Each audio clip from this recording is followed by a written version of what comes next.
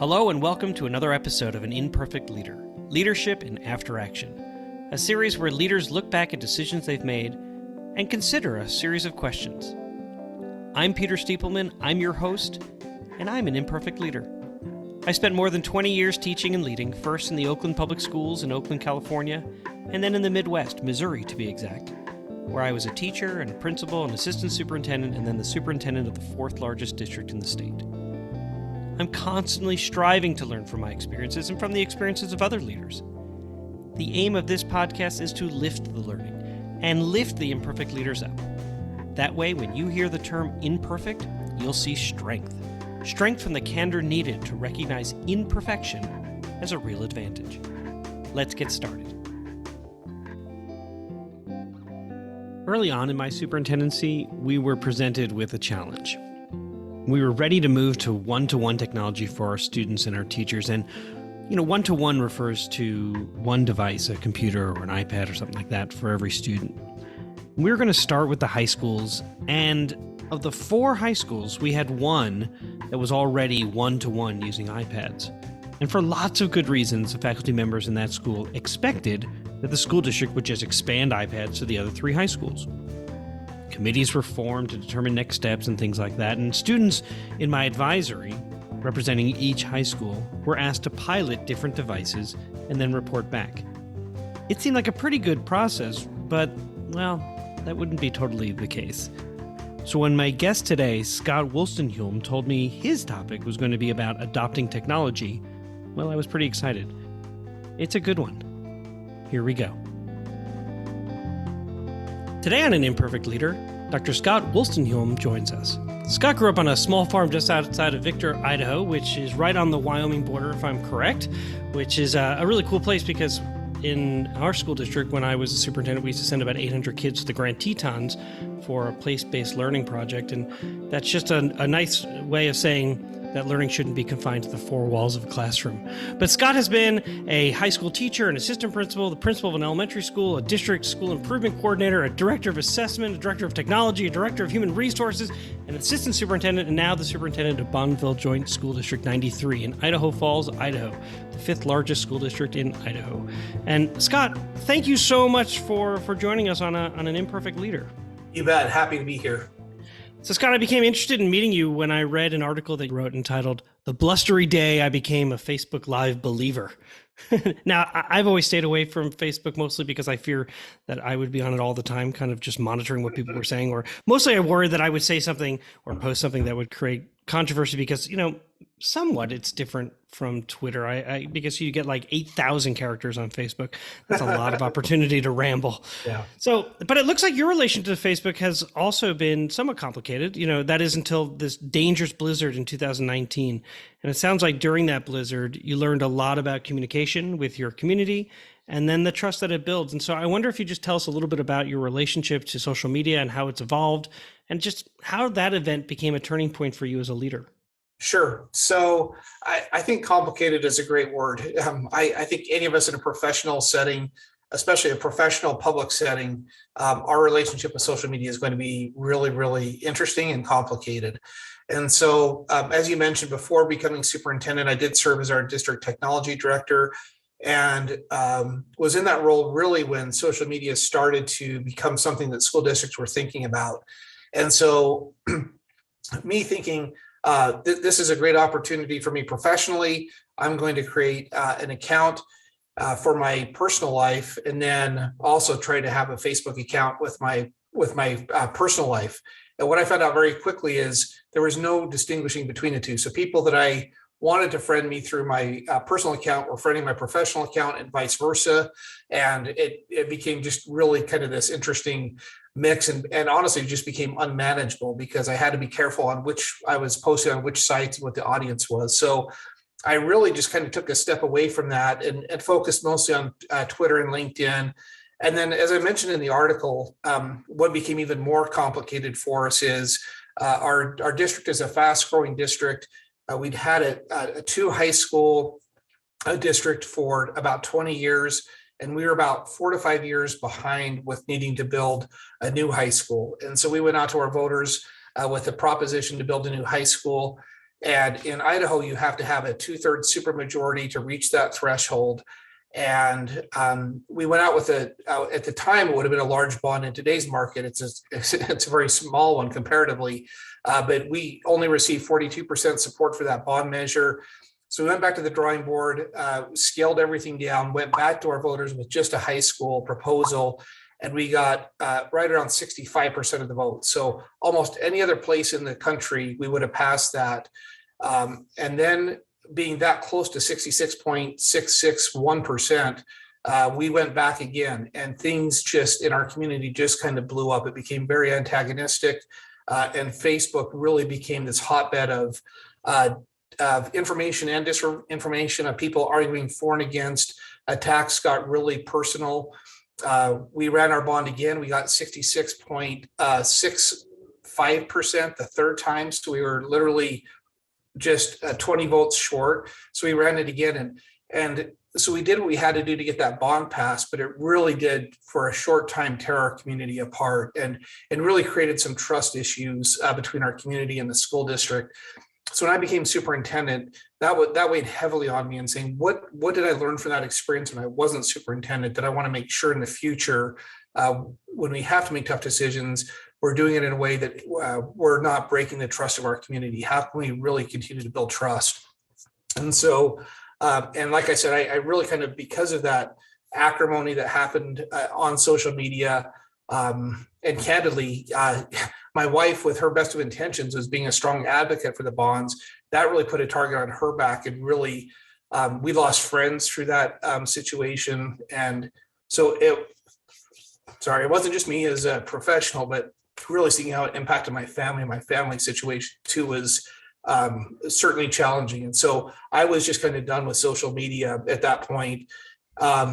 Until, like we said, had this really kind of interesting day that happened when we were out and trying to communicate with our community about snow closures and how we make those decisions for snow closures. So I can't even begin to understand what you have been through in terms of social media and the ability to pass a bond.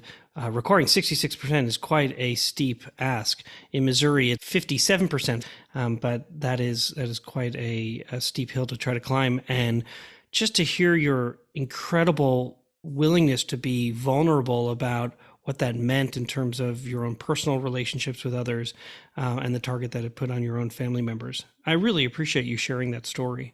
When I read your article, I never in a million years would I have thought that that's where your conversation would go. When you said complicated is no doubt, that is a, whew. In the leadership model that I've been using to advise others, there's this dimension called collective aspiration. And that really speaks to the heart of anything that you do in your organization. It speaks to how you come together and determine your compelling purpose, which is essentially what you want for children. And inside that dimension is a term, positive connectedness. Now, at the basic level, or at the most basic level, it speaks to the value of respect for yourself, respect for others. And when you look more closely, it speaks to the psychological safety you promote and create.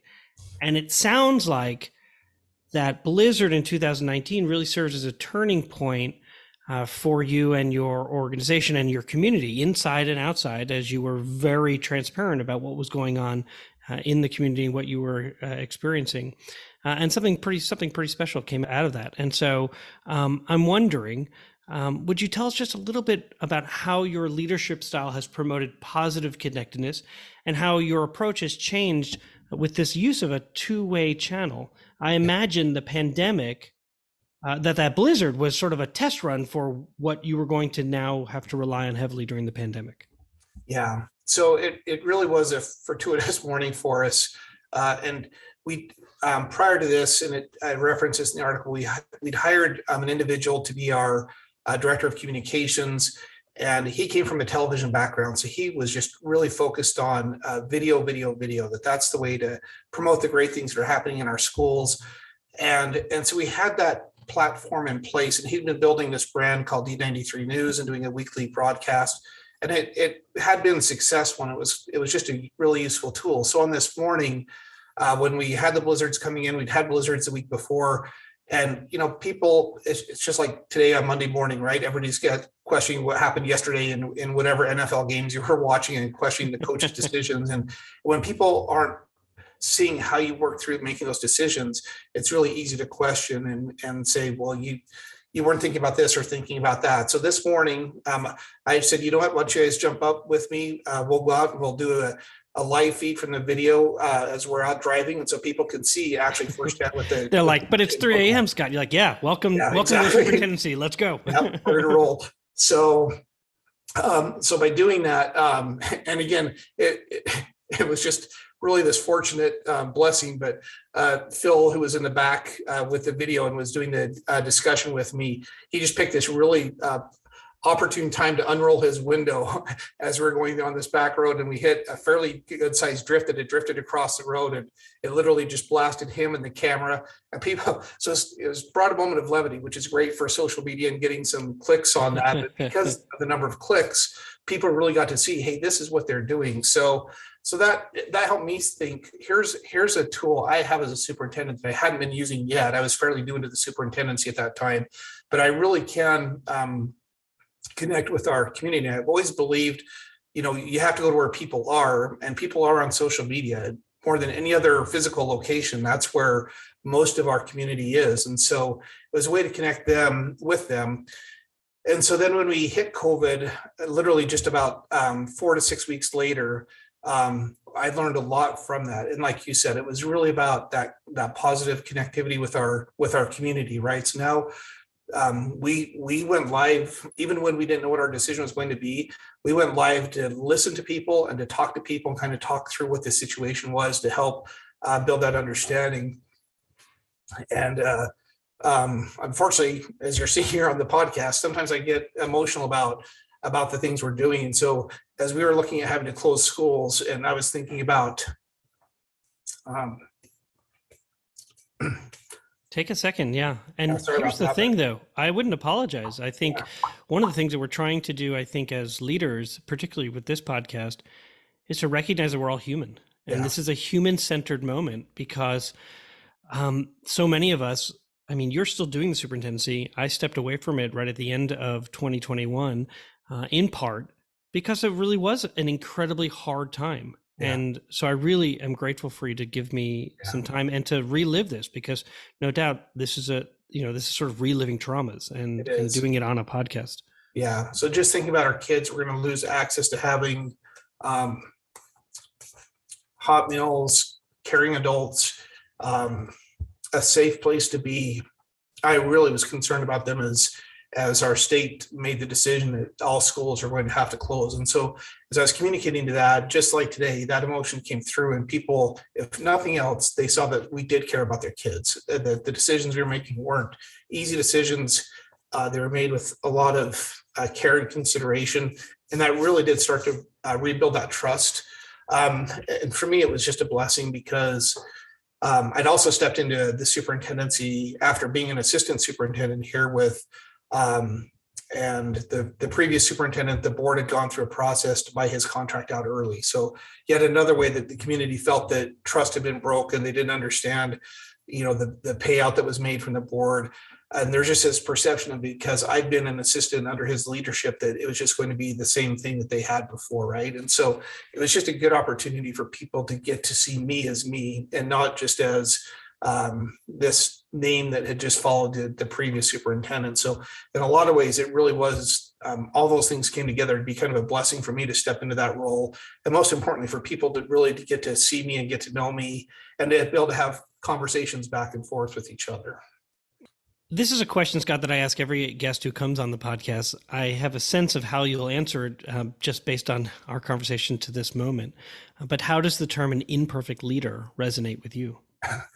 Describes me perfectly. So yeah, I mean, that's reality, right? Is we're all imperfect people doing the very best we can with really challenging situations. And I always appreciate the grace that people have when they recognize that we all are imperfect and we're going to make mistakes. And in our district, we have we talk about 4 cornerstones. One of them is positivity, like you've talked about, but integrity is our first one. And for me, integrity means acknowledging that I am going to be imperfect. I am going to make mistakes. When that happens, and I take responsibility for that and talk about what we learned from it and what we're going to do better going forward. Yeah, one of the ways that I describe that integrity piece is the serving as a lead learner, is that ability to recognize when we've made a mistake and to be honest about it and to ask for forgiveness. That's integrity.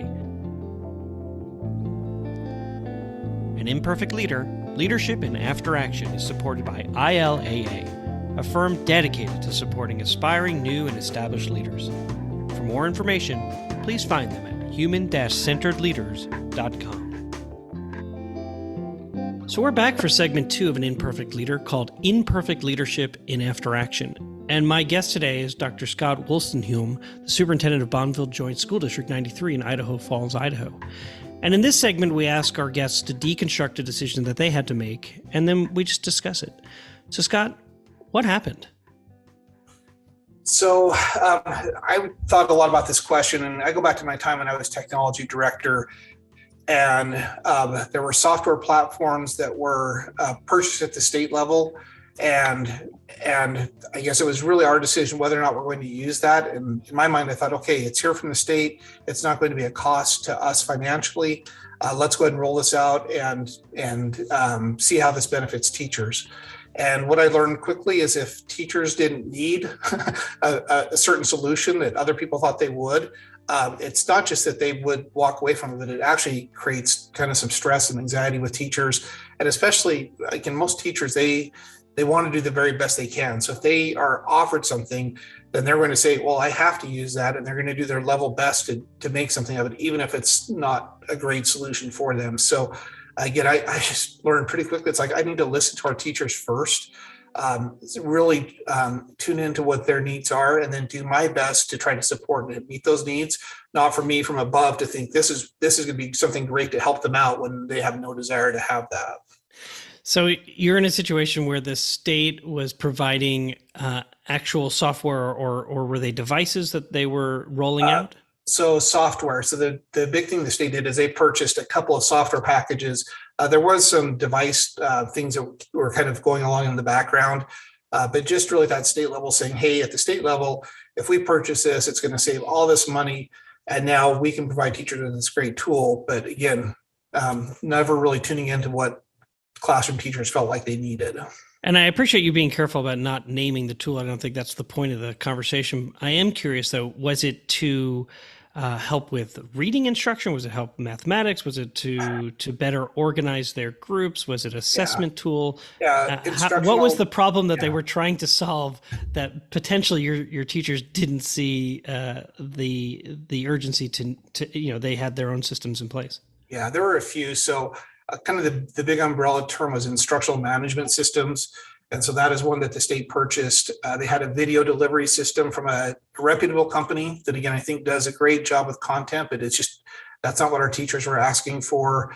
And then platforms to help with assessment in the classroom. And again, I looked at them and said, oh, as a teacher, I think I would have really liked this, but didn't ever really put myself in other teachers' shoes, right? That they're maybe less willing to jump in and adopt that technology. So in these 5 questions that I typically ask, the second one is what got overlooked, and less about what could you have done differently, because we'll get there, but looking back on what got overlooked in terms from a system level as you think about how you make decisions with those people most impacted. It seems like that is a point where that was an area where things got overlooked. Would you agree? And maybe what else got overlooked? Yeah, to me, it's really overlooking the importance of hearing teachers and really asking teachers what they need. And I'm certain that there were probably a few teachers at the state level that were involved in the decision, but certainly not representative of all, probably, I would guess, I don't know, in Idaho, maybe 200,000 teachers. So, and so that's what I've learned is before we implement something, let's actually talk to our teachers. So we do a lot of surveys in our district. And the benefit with doing surveys over focus groups is everybody has a chance to have their voice in the decision. And I think that that's just super helpful. So even if the decision isn't what a teacher particular teacher thinks, they at least know they had their input and they can see that, okay, overall, this is how everybody else felt. And I can go along with that decision now. So I just think if you ever, it's a whole premise that the farther a decision is made away from where it happens, the less like it's going to be effective, right? So really trying to get that frontline perspective of what does this look like in the classroom for teachers, just critical to the decisions we make at our level in the district office. Yeah, I think when you think about Idaho and you think about everything from Boise to where you are in Bonneville to where you grew up in Victor, like there's such a wide range of need. And while there may have been a price point that you couldn't refuse, right, in terms of being able to roll something out statewide, that there was potentially something that was overlooked in that space. So when you look back at your own responsibility in making this decision, what did you learn about relationships, or what new relationships were formed? So probably just what I talked about before, and that is just the critical aspect of getting a sense of where our teachers are. So even before this podcast, something I just barely started doing is trying to get out to a school once a week to sit down and just have lunch with teachers in a really informal way, just to be there and to listen and give them a chance to come up and say, hey, I was wondering about this, or have you thought about that? So just overall understanding how critical it is, even with as large of a district as we have, that I need to strive to try to have a relationship with individual teachers so they can trust me and feel like they can share questions, concerns, and give honest feedback about things that are happening in the district and how it impacts them. So when I was superintendent, also in, at that time, 5th largest district in our state, I recognize that when we did a survey to find out where people get their information, that almost 90% of it was from friends and neighbors. And when I looked at the 3,000 employees that we had, I thought, no, these are a lot of friends and neighbors. And so how do you make yourself accessible so that when you are asking for support, 66.661% for a bond or any type of initiative, how do you know that people will say, I know his heart, I know he cares about children, he's accessible, I've met with him. I don't always get the answer that I wish I were getting, but I know I'm getting an honest and truthful one, and he's being direct with me. So that's really interesting. So would you say that your relationships and your relationship to teachers and the decisions for them and their classrooms, that changed after the technology experience? Snafu. Yeah. Your words, not mine. It definitely did. And like I said, it really went from me thinking, and at the time I was completing my doctorate in education technology. So really just that thought that I might have some certain degrees of knowledge about things and awareness, which is good, but it doesn't outweigh our teachers' experience and expertise in the classroom. And so that's got to be one of, if not the most important thing that I'm looking at when I'm making decisions. So yeah, overall, just from then, like I said, it's really shaped me and helped me think I need to make sure that as a leader, I'm listening to the people I'm trying to lead. Because ultimately, if you're out leading and nobody's following you, you're not a leader, right? So right, yeah, you're saying, so you're with me, and then you're looking back and going, how far behind are you? Yeah. I thought you were with me. Where'd everybody go? So what frustrated you? Just really, and it's almost, at superintendent, like I was in the middle, or as technology director, where the state was making their decision. I was doing my level best to implement that. And then, of course, passing that through to teachers. And so I think, again, just that lack of recognition at the state level for how things would look in the classroom. And maybe I'll go back to your device question earlier. At the same time, and this is kind of going through a radical shift, or an attempted radical shift in education in Idaho that didn't pan out as we got a new state superintendent elected. But one of the initiatives was based on Maine to put one-to-one devices into kids' hands. And where they started was with the device. And so they basically said, hey, we're going to be shipping these laptops out to schools. And I was looking at it as technology director saying, I don't have Wi-Fi in my schools to connect those. Even if I had Wi-Fi, I don't have solid enough connections between my schools through a local or wide area network to come back to our local hub. I don't have any of the infrastructure to support that. So, and if you have older buildings, do you even have the enough outlets to keep everything charged and plug things in? It was that big picture of things. And so we literally bought devices because that was the only thing we were allowed to do. but they weren't Wi-Fi devices because we didn't have the structure to support that. And I said, I need 3 to 4 years to build out the infrastructure, and then I'm happy to talk about devices. But there was never even a question of what are kids going to do with the devices. So that was frustrating to me that there wasn't this look to say what really, if this is where we want to get to, what's our path to getting there? And so that's what I did as technology director, is mapped out the path for our district, and then spent a lot of time working with legislators and people that would listen to say, we need to change these laws to make this work, because if we put laptop into kids' hands, it's going to sit there as a paperweight because there's nothing we can do to connect that. What could you have done differently? I think at the time, it's just one of those things, like you said, as an imperfect leader, you learn from that and you move on. But I could have said no. And really, that's one of our most important responsibilities as leaders, is to know when we have to say no. And sometimes it may look like a golden opportunity, but if it's not the right opportunity at the right time, we've got to say no. Because if we don't, all that does is create frustration and sometimes broken trust with our staff or with our community. So we really have to look at the things that come to us and decide, how does this fit with what we're really trying to accomplish? And if it doesn't fit or mesh well, we've got to say no to it. And I've had to tell people no to some things that are really good ideas. As we look at neighboring districts and somebody says, well, why aren't you doing this district does, or do this other thing? And I always go back to here's our vision as a district and our critical purposes now. Once we've met these, then I'll start thinking about those other things. But I don't want to bring in, candidly, a foreign language immersion program until I know all of my kids are learning to read, and we haven't helped every kid learn to read yet. So really, that courage to say no was the most important lesson I learned through that. That is an incredible, that really is the last question. It's like, in the end, what was something that was good that came out of the situation? And it sounds like you've played so many different roles in districts throughout your career. When you move into the superintendency, there is it's the first time that you actually get to say, here are some initiatives or programs I'd like to bring, because now you're in that position to bring them forward, and your board is anxious and interested in finding ways to engage kids and to be able to be considered one of the best in your state and in the nation.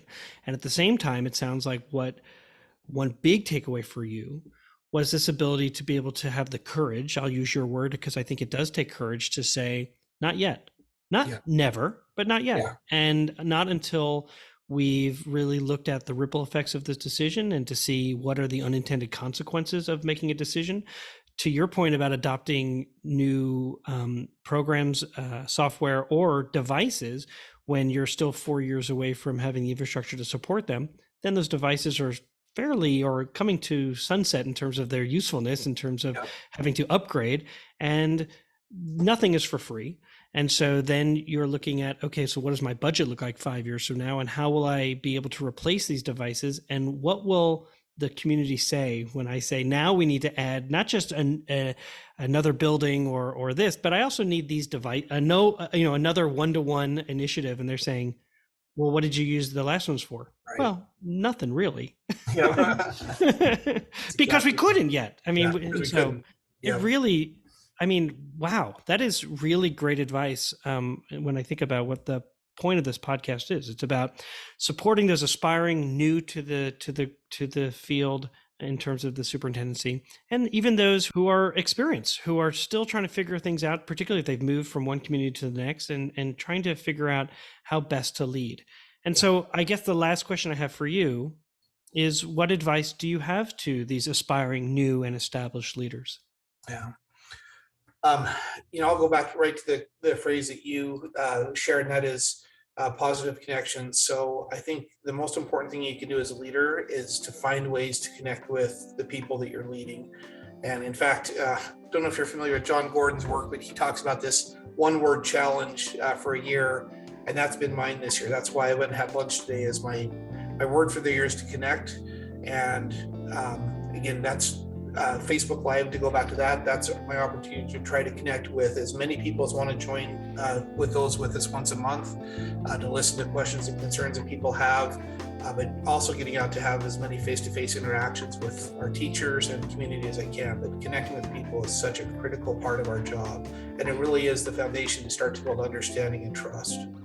Yeah, and in some cases, particularly as we are now post-pandemic leaders, post-pandemic schools, connection is super important because there's been a lack of face-to-face. We've had, connection through our devices and such. And I've noticed even in my own children's school, there has been an emphasis on collaborative groups, group work. And initially I thought, well, that's a lot of group work. And then I thought to myself, you know what? They're looking at each other. They're talking to each other. They're disagreeing with each other in a safe space. They're being able to read those formal and informal cues, and really sort of relearning what is so essential as they become adults in society is the ability to talk to people again, as opposed to just shut people down. Absolutely. My guest again was Dr. Scott Woolstenhulme, and he can be found on Twitter at WOOLSTES, Woolstes. That's correct. And of course on Facebook. And if you've got time, I would encourage you to learn more about Scott's very public stance to protect public schools from privatization. Your op-ed was incredibly inspiring, and it's exactly what we need these days. And I will make sure a link is available when the episode drops, and I may even add my editorial as well. Scott, really, thank you so much for joining me. You've modeled the importance of having a growth mindset. You took a leap of faith and found it created better opportunities for you to communicate with your community and to learn from your community and to build, and we'll use that word, positive connectedness. So moving forward, it is clear you will continue to be successful. And again, I am so grateful to you. Thank you. Thank you, Pete. Appreciate the time today. It's great to meet you. Music for An Imperfect Leader was written and arranged by Ian Varley. Sam Falbo created the Daruma doll butterfly artwork. Imperfect leadership is not a scarlet letter. It is a badge of honor. It recognizes that serving as a lead learner is about being a vulnerable leader, an empathetic leader, a compassionate leader. And I'm proud to be an imperfect leader, so I hope you'll join me next time for another episode of An Imperfect Leader, Leadership in After Action.